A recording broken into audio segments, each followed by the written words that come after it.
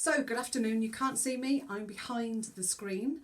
I'm Helen Broad. You probably recognise my voice, some of you. This is Mr. Peter Fowler. He's my dad. And I thought I would interview him first as the first in the series of inspirational stories from the neighbourhood. Now, my dad, I'm totally biased. I'm going to be really upfront. I am absolutely 100% biased in every single way. But I do think he's rather amazing. And he has been rather inspirational to the whole of our family during this whole lockdown thing since March. Now, as you can see, Dad, do you want to explain about your flowers? Well, it's just something I took up a long while ago. Not particularly to show them, but to have a bit of cheerfulness now and again. It keeps me occupied throughout the year, so I don't sort of get depressed or fed up. Or it's nice to come in the morning and open the curtains and see them and come and sit and have a cup of coffee and ponder with them. And I know that you are always very active. Normally, you're never in and we have to put a tracker on you to find out where you are. And I know you normally go to flower shows, but you haven't been able to do that this year, have you? No, unfortunately not. Although the National Chrysanthemum Society did do a virtual a national show, but I didn't go in for that. I like to just grow them for myself. I give most of them away. My daughter, granddaughter, the old lady next door to me, I give her some. The lady up the fishing lake has some, and various other people who come in. Oh, they're nice, and they all go away with handfuls. So that gives me great pleasure. It just gives somebody else a little bit of sunshine and joy in life, I suppose. Yeah. But I'd rather do it for that rather than to get some reward from showing them. I'd rather give them to people to uplift their life a little bit. Yeah.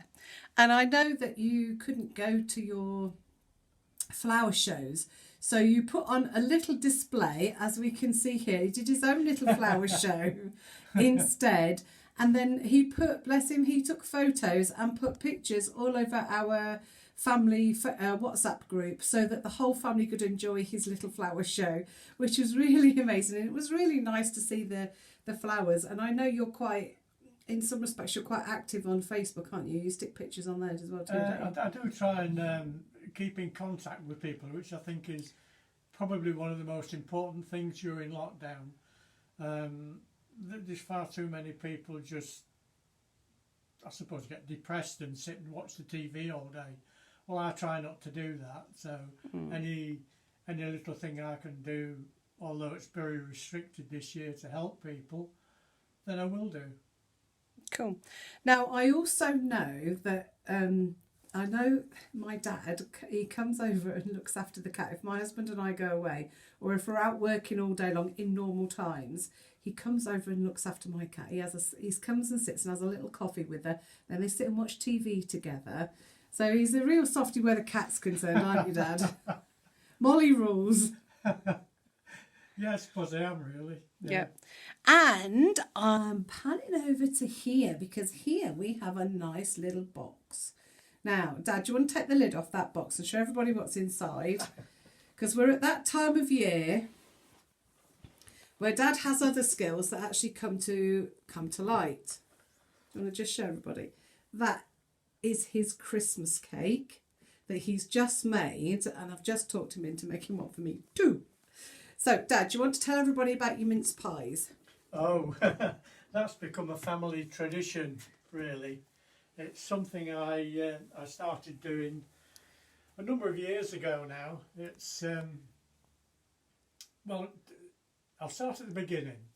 I first started cooking and baking when I was retired and my wife was still at work, which I thought was not very nice for her to come home and have to cook meals whilst I'd been sat at home all day pottering about my garden. So I thought, I'll teach myself to cook and bake. So I did. So, and it's just carried on from there, and it's become a tradition now that I make mince pies at Christmas for the family. I think last year I ended up making about 8 or 9 dozen You mince did? pies. We have the family mince pie wars over who's going to get the most. My dad always announces to the family that the mince pie factory's open, and then there's a mad scramble who can get him to make their mince pies first. Yeah.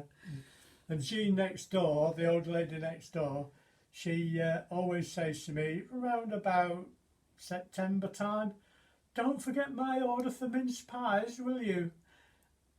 So I do them for them as well. You know, and her cleaning lady, she takes flowers and she takes mince pies as well. So it's become a sort of occupation, I suppose you could call it. And then everybody groans when he announces that the factory is closed. It's usually Christmas Eve, isn't it? Usually, yeah. I've usually had enough by then. I have put trays and trays of mince pies on Facebook and on the family group to show how many I've done. Sometimes there's a little mountain of mince pies stuck on my cooker. That's right. That causes so much jealousy among the family, doesn't it? Yeah, they even go far away as Wales now. Yeah. To my son and their family, and them in Wales usually end up having some. Yeah.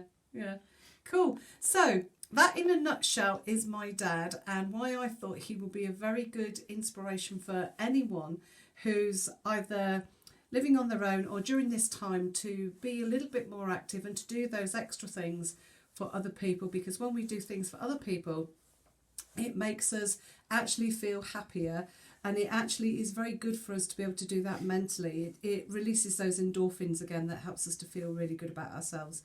So that is my dad. Give us a wave, Dad. Say goodbye. Bye.